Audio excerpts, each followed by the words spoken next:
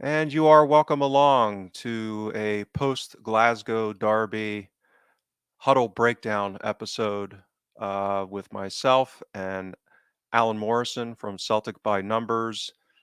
Despite many interactions and attempts to get Enda Cole out of uh, all kinds of partying that he's been doing ever since the weekend. There's rumors that he's in Paris right now with Liam Scales. I don't know. There's been all kinds of things going on that I'm seeing. I'm getting weird DM messages, people sending me pictures of all kinds of things. So, how you getting on, Alan? Yeah, very good. I mean, we've managed to spin this out till Thursday because we've got to keep that wave going, that wave of misery that we're riding, and the wave of joy. Because where there's misery, there's joy. Got to keep it going. It's great international break. We've got another sort of 10 days of this potentially as well. So fantastic. Let's get at it. Yes. It's I think it's all about the expectations. It's the old saying, the UPOD: under promise, over deliver. Sometimes that can bring about feelings of elation that are probably a little bit outsized compared to what they otherwise would be, given some of the thoughts heading into the match.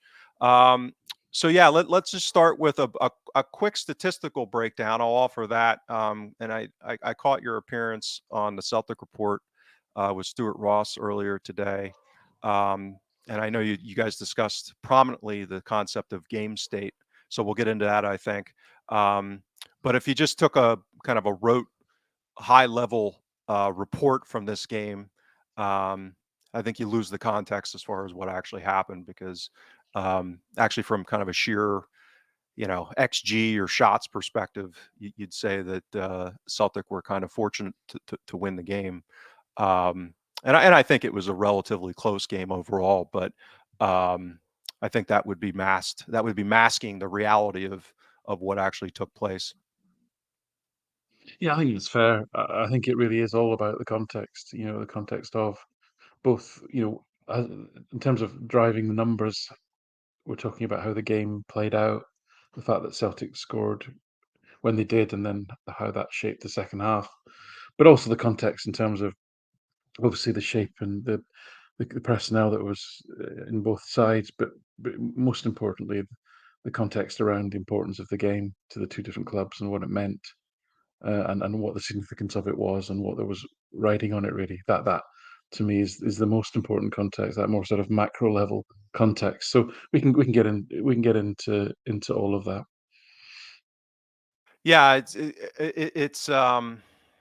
it really in many ways, it was a miraculous game. And I tweeted when I saw their lineup. Well, first of all, the outpouring of disgust from uh, the Celtic Twitter sphere, let's call it, after our team sheet came out was, you know, something to behold. And then actually, when I saw, It was signposted on this channel, unfortunately. well, right. Yep. And so I actually wasn't all that bothered by ours because, again, I don't think we were, you know, surprised by it, but um, I didn't see a whole lot of kind of variation in who got picked given the options. I mean, that I didn't think it was going to be that material given the limitation on the option side. But when I saw their team sheet, immediately I thought, boy, he's just pulled another cup final. Like meaning your buddy Mickey Beale, and it was from there. It was like a glimmer of hope, um, and because I like when I saw their team sheet for the cup final last, I think it was February, was I was like, I don't get what this would be. Like then I'm starting to think, is he going to go like a flat 4-4-2, or is he going to try and squeeze these guys into some 4-3-3? Or was it going to be some kind of 4-4-2 diamond with Matondo as a 10? Like I couldn't come up with a coherent version of what that might be outside of probably a flat 4-4-2, which they haven't really played that I can ascertain. And I've watched them quite a bit this season. Um, and then when we saw and then we saw how the first half went and what their tactics and how they would play, it was just remarkable. But I'll just lay out some quick numbers. So the shots were 17-7 in their favor. Um, the kind of this is the stats bomb XG was basically 2-1, to simplify it, to round to the closest tenth. Um, Possession was basically a coin flip, 51-49 in Rangers' favor.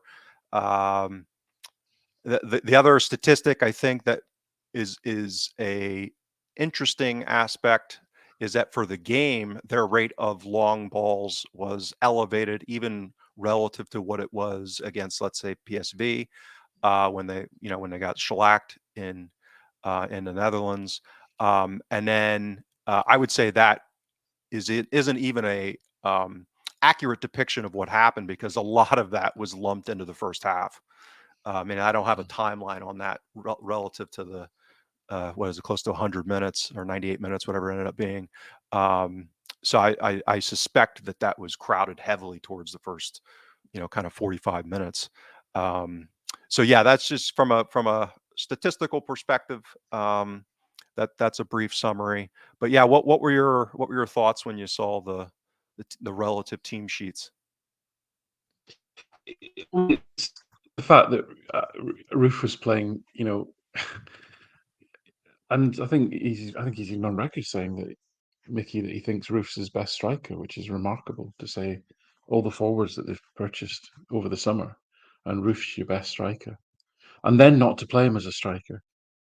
That was the thing that struck me. He's like, okay, we're not gonna play him as a striker, and because it's going really badly, we're then going to make him man mark Callum McGregor. It's like, what are you doing? What are you doing? I guess we were. I don't know. We talked about it explicitly, but I got the sense last week we were probably concerned. Had he gone with maybe Matondo and Sima, and really, two fast players, and probably Roof as the centre forward, and really press Celtic high, and the fact that they didn't do that at all was just astonishing to me, because what transpired was that they played in such a defensive, safe kind of passive way, really passive in terms of lack of forward pressing, defensive in terms of keeping Raskin and Jack sat in front of the back four, and not really crossing the halfway line much. Um, the I mean, in the notes that I made, it might have been earlier, but I detected from the 18th minute the crowd started to get on their backs, their crowd. Um, and actually, something which never occurred to me before the game was that, without a little band of Celtic fans in the corner to throw bottles and abuse at, all the frustration came rolling down the terraces onto their own players, and that kind of just built and built and built and built. And I think, for Beale not to get the crowd on his on side, and not get them, corners, free kicks, balls flying into the box, get everybody going, to be so passive, to sit back and to lose the crowd, I think that's just so naive. That's just so. I mean, that's to me, that's just like a basic. I mean, basic any football manager, any experienced football manager would, you don't discount that importance of that, and then to have the crowd on your back, and obviously, the players start to get nervous. I don't think Raskin played a forward pass in the first half. I mean, literally, I mean, he might have played one or two, I'm sure, but they were going back, they were going back, they were going back. Um, you know, their most creative player is Tavernier. Maida did a great job on him, so he never barely crossed the halfway line, and just nothing was happening for them. They're just lumping long ball and hoping that our rookie centre backs would make a mess of it, which, to be honest, it looked like they would on a number of occasions. We can't survive that. So yeah, I don't know why he had two sitters. I would have gone with a very aggressive pressing. I would have, given the nature of Celtic's defence, I would have gone with as much pace in the team as I could, and I probably would have played Roof as the number 9. That's what I expected. I don't know about you. Yeah, I certainly didn't expect that. I think there was a variety of that's what made it extraordinary to me, is that I thought there were a variety of iterations where they could be coherently challenging But they didn't seem to really, I always put it through the nerd lens, which is they weren't really optimizing for anything. It was just a mess.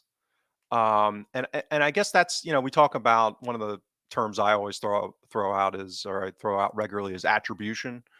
This concept of how do you decompose performance, and assign, you know credit, so to speak. Um, and I think there's the normal elation that takes place after a game like that, and I mentioned earlier about the U pod, the expectation being relatively low, I think, in the consensus heading into it. Um, but I really tilt heavily in this match towards they really screwed up. I mean, I think they allowed us, and I heard you again speaking with Stewart on the Celtic Report today that I listened to, was it's almost like they didn't watch any Celtic games this season. I it's almost like they did selection and strategy based off of like mid-season last year. I can't come up with why they even attempted to do what they did. Um, because they didn't, again, if it was okay, well, we're going to play off a little bit and let these young center backs, screw up basically, which I don't think is crazy. Like, I don't that wouldn't be the way I would approach the game, but okay, well, if that's fine, then at least you're going to try and cut off their outballs, particularly to Cal McGregor, and the space, and how deep they were playing in their midfield. It, just the complete lack of coherence in any kind of reasonable strategy. So that's, within the context of game state.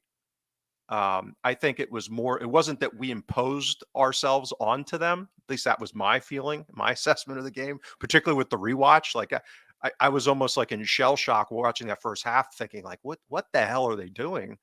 And then when I rewatched the game, it was even worse. Like, a lot of times, you get new insights and that kind of thing watching it a second time, and if anything, it made my initial impressions probably even more reinforced. um but yeah, I mean, just personally, like, I would have been more worried about um, almost any other iteration. I think that the three, and I had mentioned this to you, I think maybe even off camera at points, that the three players that they recruited that I was most worried about were Cifuentes, Danilo, and Sema, and probably distant fourth would be Lammers. None of them started. Mm. So not only did none of them start, um, again, even the midfield that they played wasn't really coherent, meaning that it wasn't really a 4-2-3-1. It was kind of two sitters, sorta, with Jack playing this hybrid eight role, which again, I don't. That doesn't make any sense to me. I mean, if you're going to have one of those midfielders play that role, it would be Cifuentes, because of his athleticism. So, yeah, it was just it was so wonderful to witness because of how just absurd it was. And this is where I'll uh, fluff you up a little bit, because I think you've been on the Beale BS detector since the start, and I've tried to be more. And I shouldn't say more, but I probably lean too far towards not wanting to underestimate people, just from a, it's my the way I'm geared. But you've called him since the beginning, and it just really is. I mean, just amazing. Yeah, it's the way that he left Queen's Park Rangers tells you everything that you need to know about the guy, and that was the beginning and the end for me in terms of what sort of personality and character. And then when he got here, and it was, he just wouldn't shut up. He just wouldn't stop talking, and a bit like I mean, like Brendan Rodgers, really. Since Brendan's been back, he's been quite reserved, quite sort of humble, almost. That's as humble as Brendan gets, I think. Um, He's not he's not he's not really courted controversy. Not that he did particularly when he was here. Most of his spiky comments were actually aimed inwards rather than outwards. Um, but you'd say that he's conducted himself with professionalism, quite understated, really. I think if I'd just left another club and it was my first big gig, at a major sort of club, I would probably try and adopt a similar sort of stance if I was Mickey. But yeah, and listen, and I hopefully have been consistent in my view that all the forward players that they bought, so Lammers, Dessers, Danilo, um, Sima even, have some serious limitations. Um, and what I detected in both sort of some pre-season footage and the European games, are the ones I suppose I watched the Kilmarnock game as well. It was on TV. Um, was that the big thing was the ball just did not stick up front. It just was not. It doesn't matter which combination of these forwards you put in there, the ball did not ever stick up front. It didn't seem to be that, and none of them looked like they were really sort of pressing machines in any shape or form either. And the fact that you've dusted down Matondo, who, to me, he's an Oliver Burke type player, somebody who's forged a career out of absolutely exceptional pace, and clubs have gambled that they can create a footballer out of a fast athlete, but he doesn't really have a football brain, nor the sort of technical ability. And Sima is probably very similar in that regard. Um, Danilo, I think the issues with Danilo are attitude and his professionalism or lack of. And I think Dessers is just a really poor footballer. It's just a really average. I mean, Lammers, I think he's quite a skillful player, but as we saw when he went took the ball round Hart, I mean, the little touch that he did to take the ball round Hart was actually brilliant, but it was the wrong decision. That's the fundamental thing. You know, I think we said on the pod with I said on the ped with Stuart. What if when that was it was Raskin's great moment of the game when he passed the ball through to Lammers. It was a fantastic pass. What would have Kyogo done in that situation? He'd have hit it immediately. The ball would have been in the back of the net before you knew it. And Lammers, very clever stroke, bad decision. Tried to take it around Hart.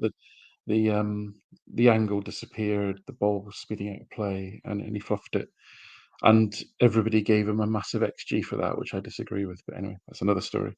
So yeah, listen, the forward players are not good, and I was quite confident about that really. And the fact that they're going back to Ruth and Matondo is very telling. And like you say, that these players, a lot of these new players, were actually on the bench.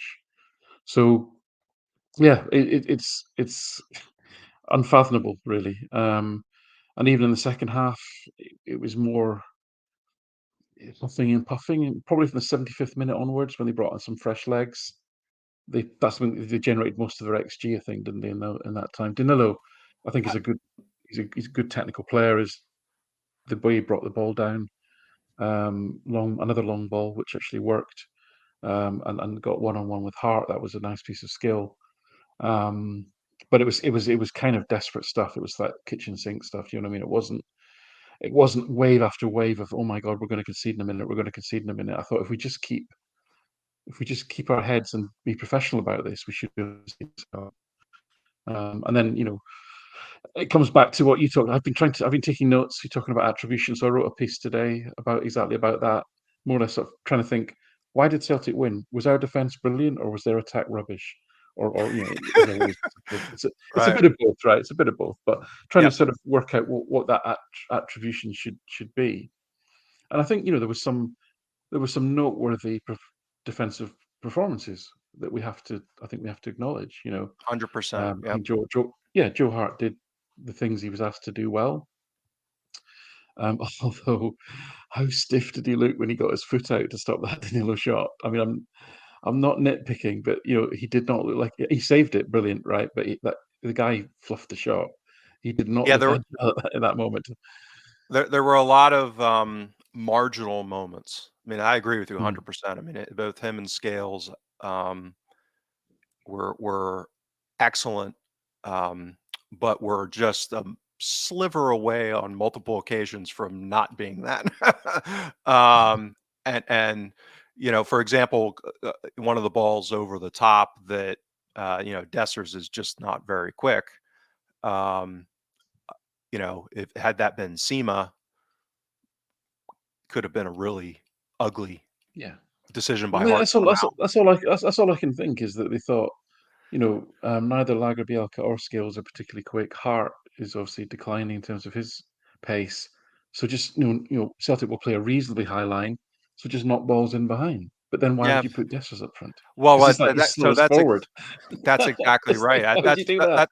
That's what I was talking about, this Yeah. idea of optimization, which is even if, Mm, and you also wouldn't have Jack over Cifuentes scrambling for second balls.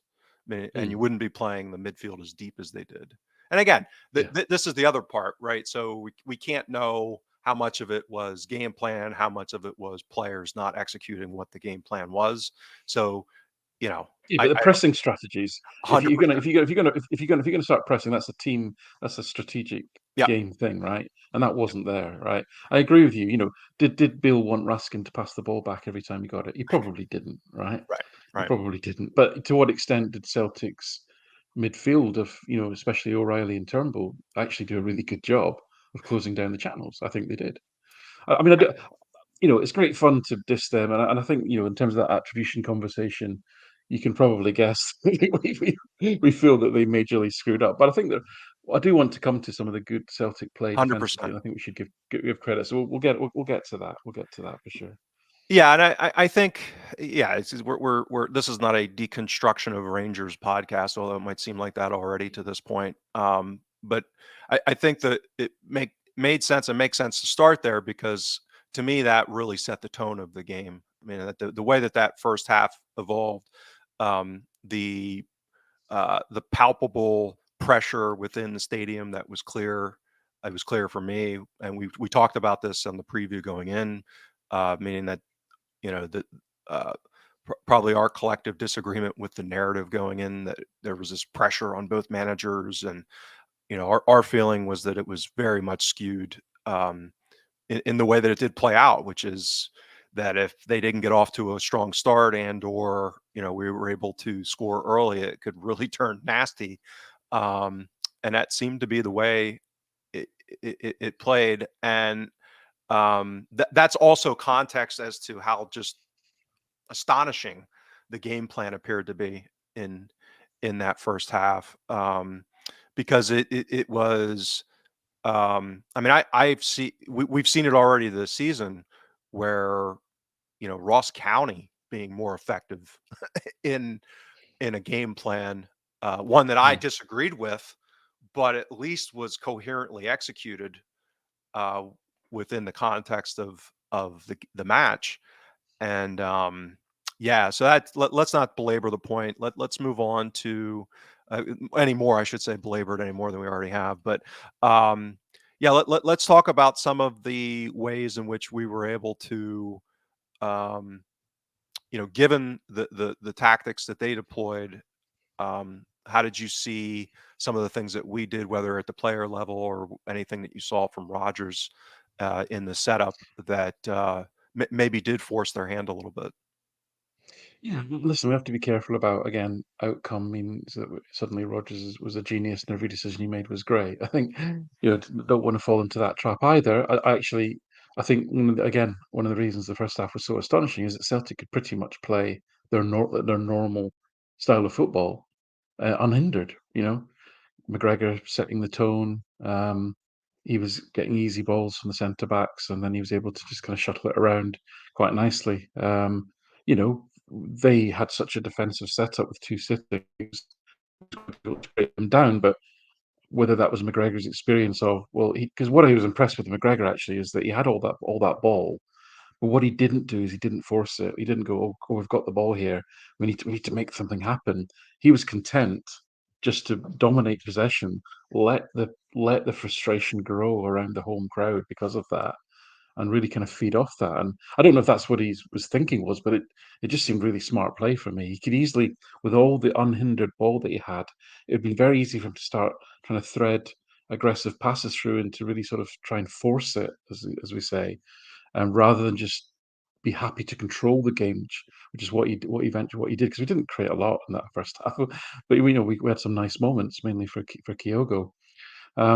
So defensively, all the pressure in the first half was really on the two centre backs because they were just getting it and hitting it early and looking to put them under pressure. The first minute, Scales makes an absolute howler. He leaves his station and goes to try and win a ball he can't win.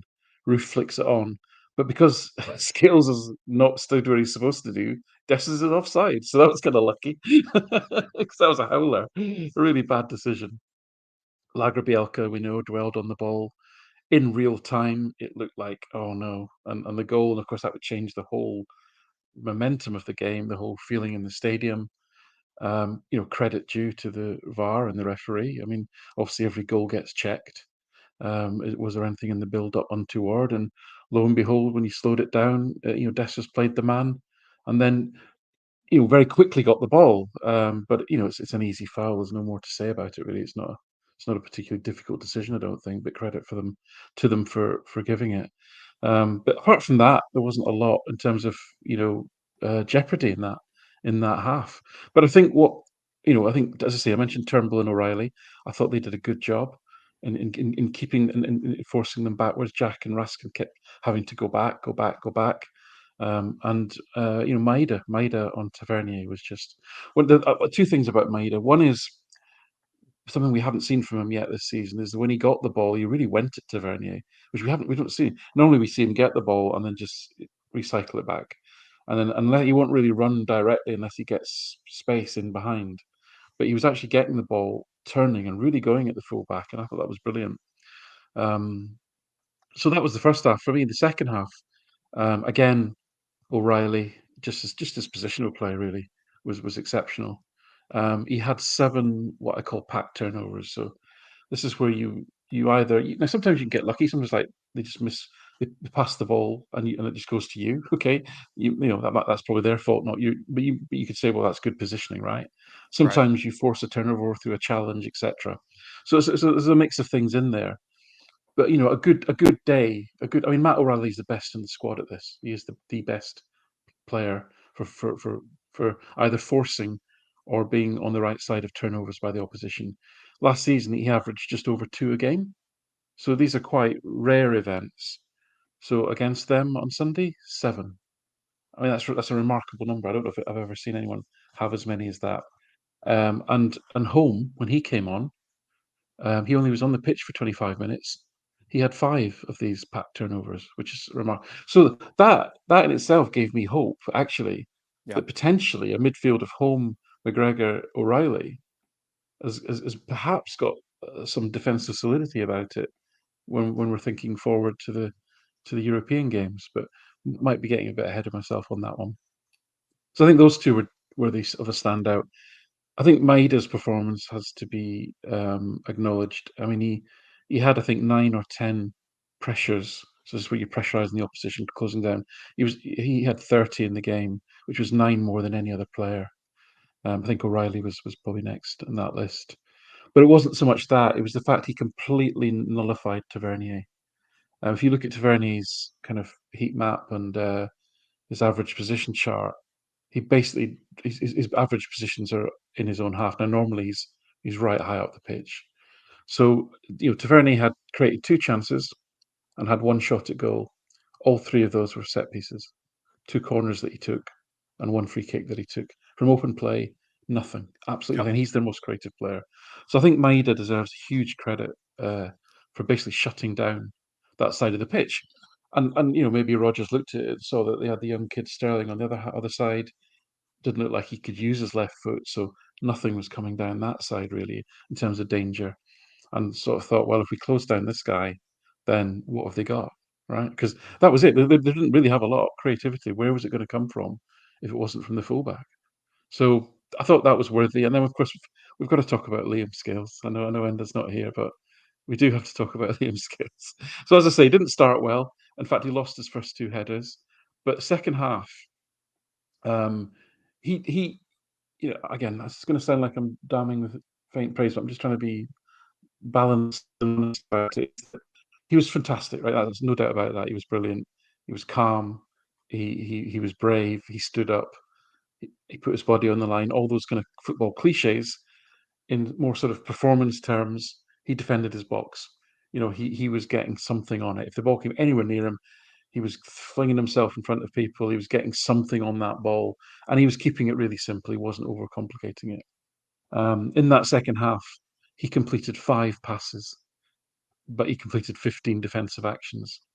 And you sort of think the game was made for that sort of no nonsense centre half, really, is what I'm trying to say. You Yep. know, if we'd had Shane Duffy playing, he would have been brilliant in that second half because it was a Shane Duffy type of defensive performance that was needed at that time. Um, you know, but I take you back, and people going, "Oh, we should play Scales at left back now." It's like I take you back to last week, 125 passes against St Johnstone, and never looked, and every single one of them was played a fraction of a second too slow. And it's like when you're a Celtic centre half, first and foremost, you need to be, you assume a certain level of defensive competence, and then you must be a ball player. You must be able to become from the ball because you're going to be asked to make 100 passes a game potentially. But listen, I don't want to be a downer on Scales because he was absolutely fantastic. He deserved his man of the match. He defended his box brilliantly, and a bit like we said after the Betis game not last season, it was the season before. Yep. There's a bunch of players that played in that game, Yep. some of whom never played for Celtic again. Whatever happens in Liam Scales' career, he will always have that game, and he will always rightly be remembered for that game. I was delighted for him. I guess I can't claim hindsight because it was, I just said it to myself when I sat down to watch the game, was that I just thought, if Liam Scales is man of the match today, then things will go. Things will have gone well. Yep. I Yeah. was gonna stop taking a piss a little bit, but yeah, brilliant. So pleased for him. But anyway, listen. So those were the defensive bits I picked out. How about you? Yeah. I think it it seems like both teams were pretty much set up to nullify each other's midfield. So Mm, it almost seemed like that um, was a draw, particularly for the first hour. Meaning that as as as free as McGregor was in that first half, Turnbull in particular didn't get involved very much unless he dropped very deep. And O'Reilly, I would argue to a large degree the same or similar, meaning that we weren't able to really get any kind of this was the uh, uh, prototypical Ange ball. You get those kind of wide triangles with the attacking eight in the half space, as the nerds call it, and the interplay and the runs, and like we didn't get any of that to any mm. significance. Like the patterns No, of no, play no, were no. effectively nullified using the either Turnbull or O'Reilly. And in fairness, we did the exact same thing to them. I mean, now that comes back to the question of how much was us imposing versus them just lumping. And I think there's a decent case to be made that we imposed some of that, meaning that they were going along, yes, because they probably identified and wanted to test that coffin corner of Taylor and, and Scales aerially, um, but I do think that we did a good job positionally and basically with three people shutting down their ability to build anything through the middle. Um, so I think it's probably some of both from an attribution perspective. But yeah, I think this goes back to it, it was really on a knife's edge, meaning that I don't think they really did much of anything until the last 15-20 minutes to test the vulnerabilities that we had, which is why it was so Mm, mystifying. Like I mm, actually I forget. I think it was after the game. Um, I shared a momentum graphic from FOTMob that coincided effectively with SEMA coming on, because mm, that was when they had some iteration of personnel and um, uh, shape that I would have been concerned about heading into the game. And from that point, you had now again, there's fatigue setting in. There's substitutes, they're starting to come on. So it's not as easy as just saying that, oh, had they, set up that way to begin with, we would have been in trouble. But, that was when you had Um, for example, you had McGregor with a pretty poor foul in a bad spot that allowed for a very good free kick from Tavernier that happened to go wide. But again, that's not the place you want to be committing a foul. You had Johnston a little bit preceding that. They had gone 4-4-2 diamond by now. But, to your point, I mean, this is my bugaboo, and I've talked about this endlessly about the culture of football, um, where managers, I think, have to know that they get things wrong, and then they do this incrementalism. They might change shape, but they don't do the person. So why? Again, this is I'm only saying this because it's something that is a pet peeve. But if I'm Beal, why the hell do I come out in the second half? He clearly realized that the tactics were a disaster, um, but not make any substitutions and come out with Mm. Roof as the 10 in a 4-4-2 diamond. I mean, that is moronic. Yeah, And yeah. particularly because he has other options. Like it wasn't, Celtic. I would say, oh well, given the injury situation and like somebody like Rogers may be hamstrung with his flexibility and the type of tactical switches that he could make. None of that fits. So for that first 15-20 minutes of the second half, they had this odd iteration of a 4-4-2 diamond. But even within that, you had Johnston with a pretty horrible giveaway centrally that again they didn't do anything with. McGregor had a pretty bad giveaway. He had the foul. Lagerbilk had a number of pretty atrocious giveaways, essentially, Oh, right? yeah. Uh, yeah. So I think so, James, just to put some data on that is that, um, I think we gave in the second half, we gave the ball away in our own defensive third around 10 times, which is almost unprecedented. right. So again, come back to attribution. We individuals did some really great jobs. We talked about Scales, we talked about O'Reilly, Maid, etc. But we did not defend well, to my eyes, as a team. We gave the ball away too often in our Yeah, own down to third. But from our errors, they created very little from our errors. exactly. We so again, did we get away with it because we regrouped quickly, or did we get away with it because their forwards are just not good, right? And and that's my fear is that it would. Now the good part about this is that for the most part that iteration of Celtic may never exist again. Let's hope so.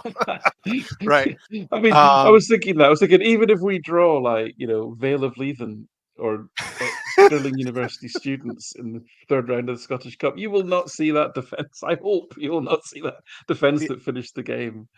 yeah, Again, unless and we have to acknowledge the fact that, again, it was a Rangers fan that said to me that he thought Rodgers had done a great job on the substitutions. And I said, well, he didn't actually have any choice. He right. made the subs he had to make. But actually, to my eyes, you mentioned Johnson there. Johnson's certainly his decision making, mental fatigue had set in by the 50th minute. He didn't get taken off until the 63rd. He probably should have been taken off 10 minutes earlier. He just, he's coming back from a long injury. Taylor got hurt and had to come off. And then you're putting Bernabei on. I mean, one of the reasons that Seema looked dangerous is because you're putting on Bernabei. I mean, Bernabei defends in much the same manner as a small dog chases a crisp packet in a windy yard. You know what I mean? It's just like, what the hell is going on? So Uh, that makes anyone look good. So we didn't have a lot of good options. I thought Holm did a great job when he came Very on. much so. Yeah. Um, uh, and oh, I think he just wanted an outlet. He just wanted someone to try and hold the ball up. So that's why O came on, just to be I guess, a nuisance for a period. So yeah, listen, there was a lot of bad defending in there. Let's be honest about this, as well I as the mean, good stuff. There's a lot of rubbish as well. yeah, and again, going back and rewatching that, I would say really the last 20 minutes. I mean, they effectively got almost all of that 2 xG in within 15 minutes, and Mm, starting with that Lammers chance. But and I agree with you to the point, the questionable decision making from him. But there was also, um, you know, Cantwell had a pass into the seam to Dessers, and Dessers had gotten in behind Lagerbilk, basically rolled Lagerbilk, and a combination of, you know, Cantwell not executing the pass, but also Dessers not being very pacey, was probably a half a step ahead of him. Otherwise, he was in one on one with Hart. I mean, it was mm, like one of mm, these chances that would mm. have been, um, another very, very likely goal probably. And so that's why I would say there's a lot of those kind of fine margins where those kind of situations in Europe are the ones that the Feyenoord midfield and forwards are far more likely to make us pay, or definitely, if you can imagine Griezmann or somebody from Lazio, was it Mobley? So a lot of those type of players are less likely to flub some of this stuff. Um, but yeah, so that's where um, I don't get too worked up over any of this. I really do come away from the game with two big positives. One is that we got the result, because I think that's, above all, It was I a mean, it result. is, A result over everything. Yeah, a result over yeah, everything. It really was. Yeah. given the circumstances, getting the 3 points was miraculous, I think. And the flip side of that is the absolute disaster that Beale was, and what potentially signifies, above and beyond the consternation and the upheaval. um but that, if they're in a situation now, because to me that's I've used this term before, and I used it with Neil Lennon at times, is that you reach a certain point of decision making where, in my view, it becomes gross negligence. Right?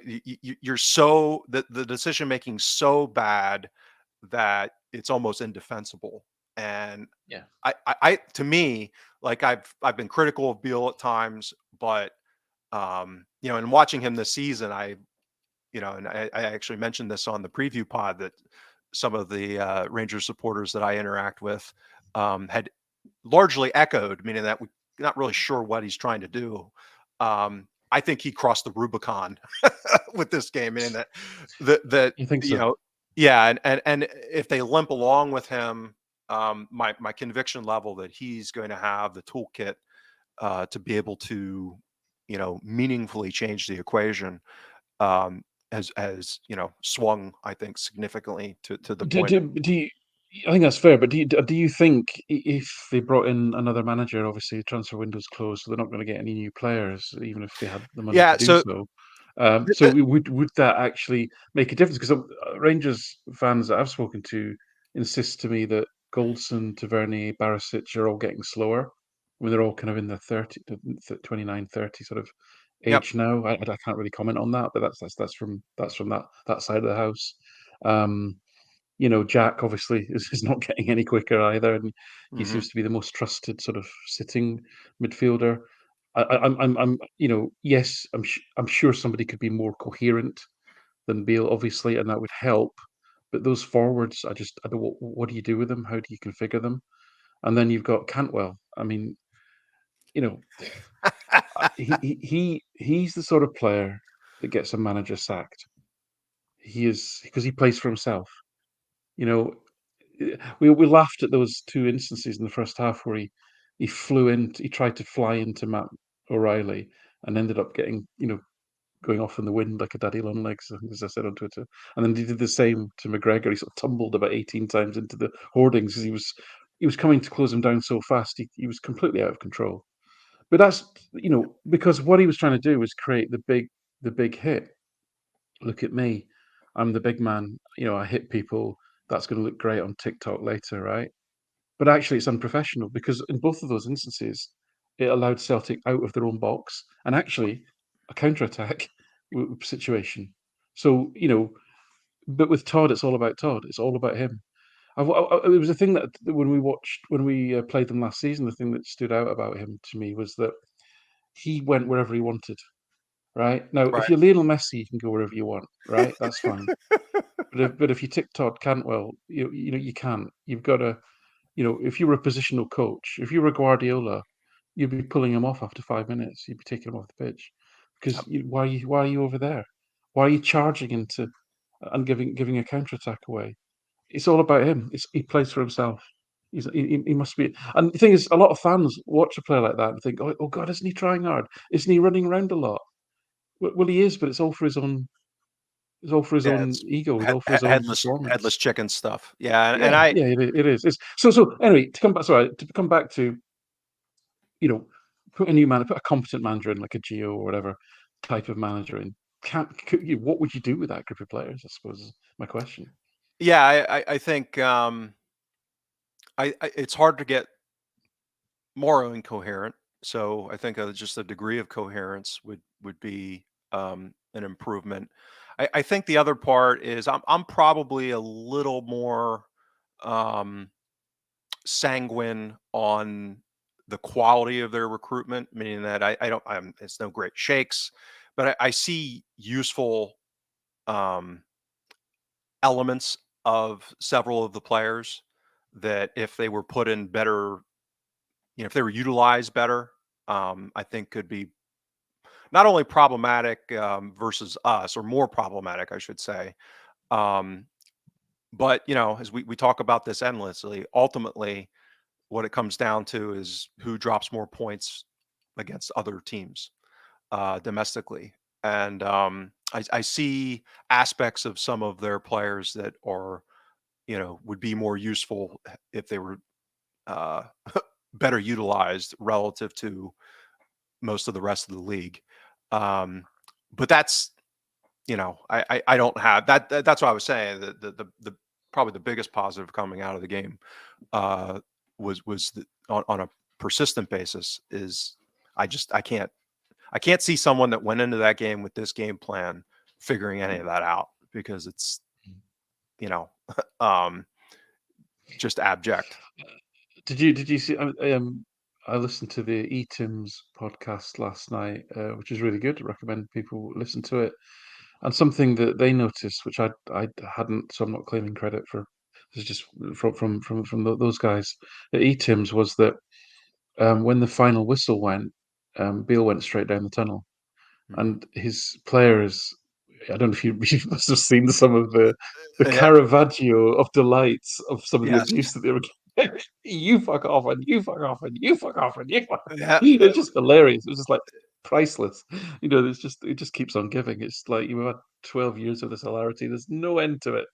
Anyway, and but in all seriousness, last week at St Johnstone, when the Green Brigade all buggered off at full time, and some of them were stayed to give the team abuse, what have you, or Rogers was out on the pitch with the players, and he took it. Beale went straight up the tunnel. And now the players will know that. All players will notice that they were getting absolutely. You could see Connor Goldson was visibly upset and Yep. embarrassed. Yep. For example, he's one of the senior pros, obviously. They would know that, and I don't know how you recover from that actually. Just from that, never mind the tactics, never mind Yeah. just that, just not being with your men on the pitch to take it and stand up to it. You know, that's that. There's no coming back from that. I don't think. Yeah. So I think that's the, you reach, um, obviously very different circumstances and people involved, but, as we did in the 2020 and 2021 season, you reach a certain inflection point where things are either going to just kind of spiral, um, or, as in my nerdy, it's like a renormalization, like you're able to stabilize things and build off of a different type of foundation, towards improvement.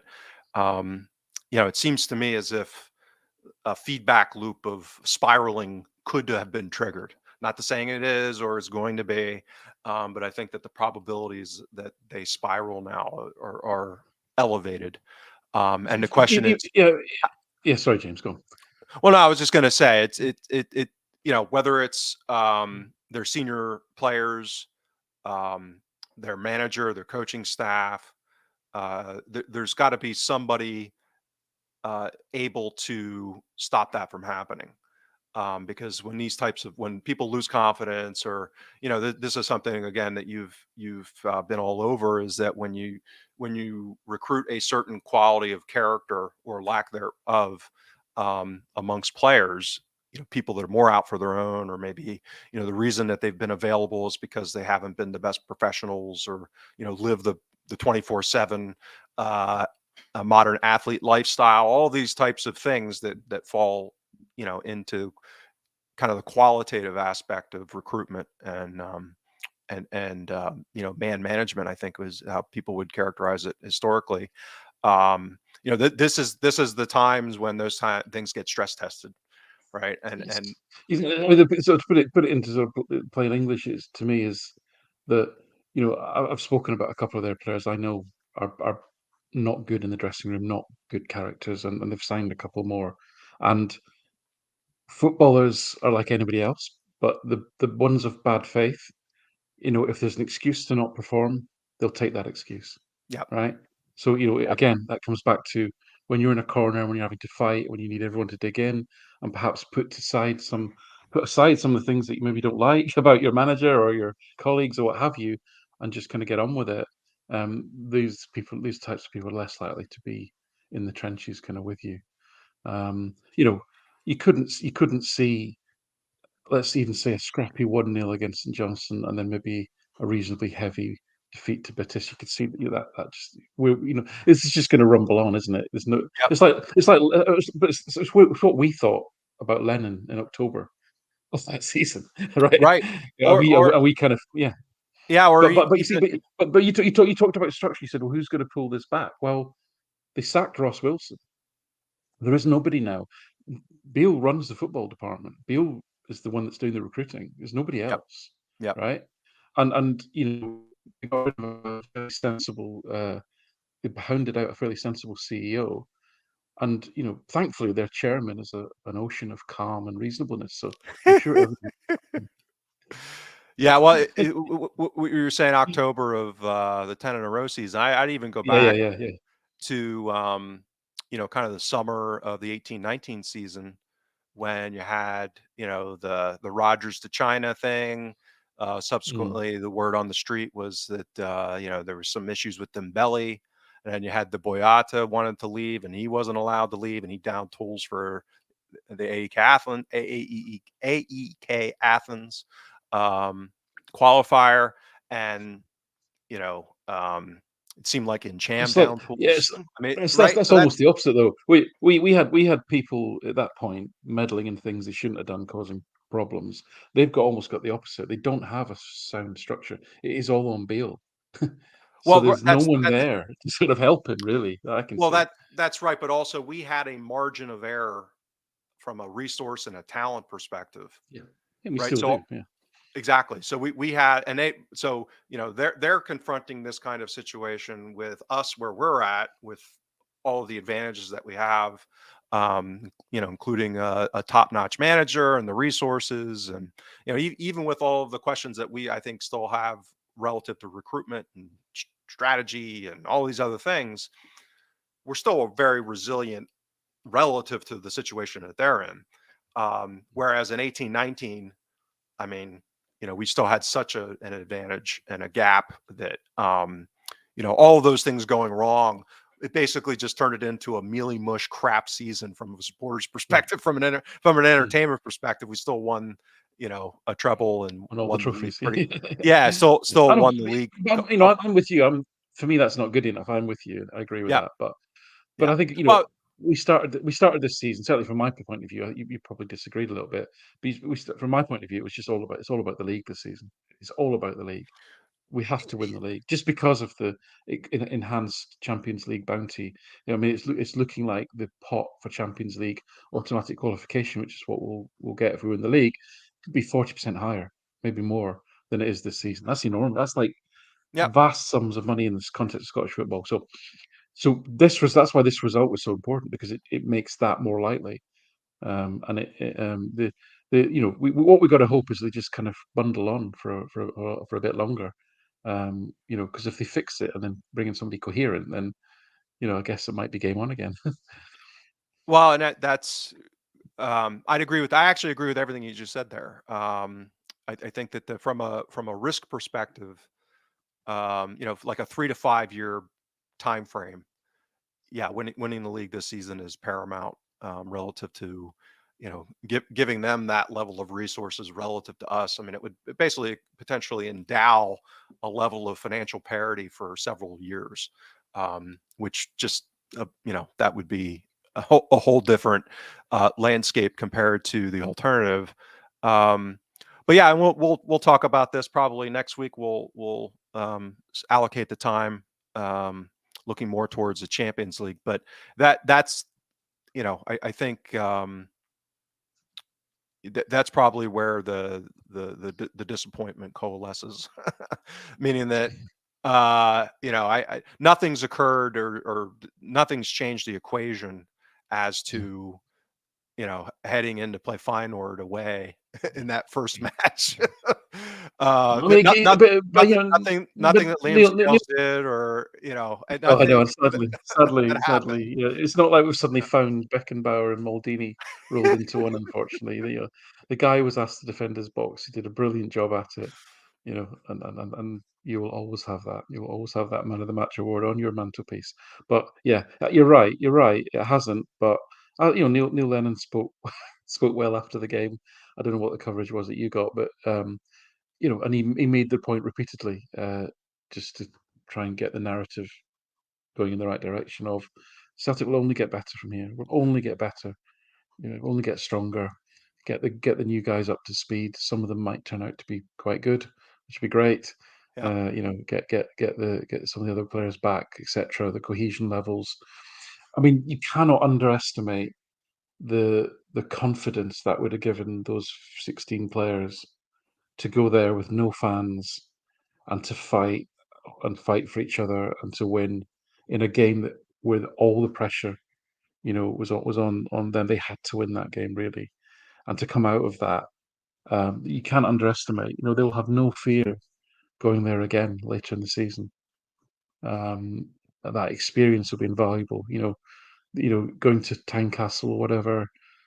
All these places can be hostile, etc. But I think once you've had that baptism, that confidence that it must give you as a player to deal with these situations as a Celtic player to win even under those circumstances. You cannot underestimate that. I don't think.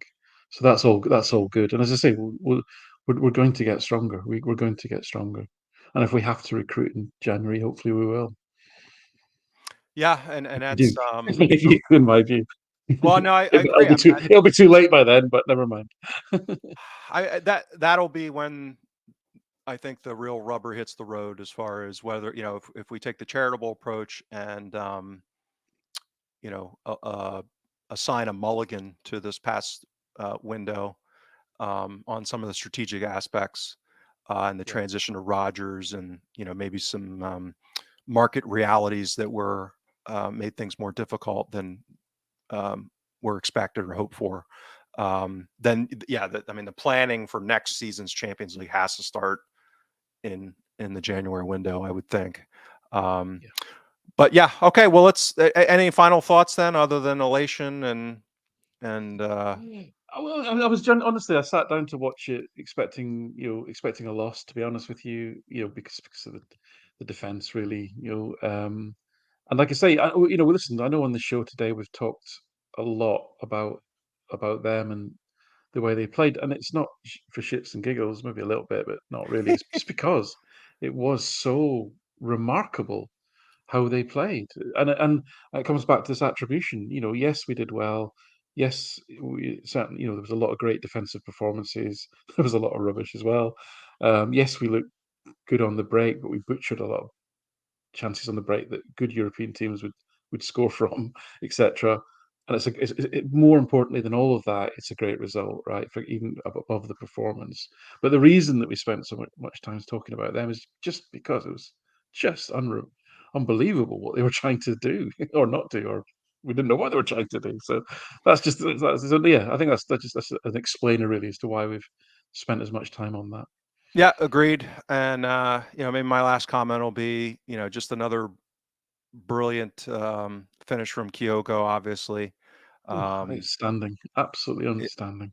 yeah, it reminds me of, was it the cup final finish that he kind of, uh, was it against Hibs? Um, from one of the two goals he scored was just a different kind of goal, but the same kind of just early, taking it early from fairly far out and probably surprising the keeper a little bit because of it. Mm. and just Yeah. finishing it in a brilliant way. So yeah, it's just so it's such a joy to get to watch somebody like him on a regular basis pull these moments that are that's what it's all about. So Yeah. when he's able to do it in those Good point. circumstances and in under those conditions, and that game really could have gone a totally different way. Even with this laughable first half that we've talked about, if he doesn't finish that chance, then we go into that second half with a completely different equation potentially, with them Mm. changing their tactics and the pressure maybe being recalibrated. So yeah, honorable mention for that brilliance. No, And he's a treasure. He's an absolute treasure, and hopefully we'll have him around for a few years yet. yeah, agreed, agreed. Well, we'll leave it there. It's right about the hour mark. If you end up hearing this on your podcast and/or watch it on YouTube, that will mean that the do-it-yourself for dummies videos that Enda has made for me in post-production will have worked. This is a complete experiment. So if you end up seeing and hearing this, that will be the product of Enda's professionalism and hard work to babysit my dopey butt. Uh, so, Alan, as always, thanks for hopping on. Enjoyed it. Um, Subscribe, like, comment, whether it's on YouTube or Spotify or Apple iTunes. We appreciate it. And probably just be back for one show next week, I think. Um, I don't know with Enda. We'll see if he's back from his hangover with Liam in Paris. Hopefully Ireland does okay today. We'll see how that goes. But um, everyone, thanks for joining, and we'll talk to you next time. Take care.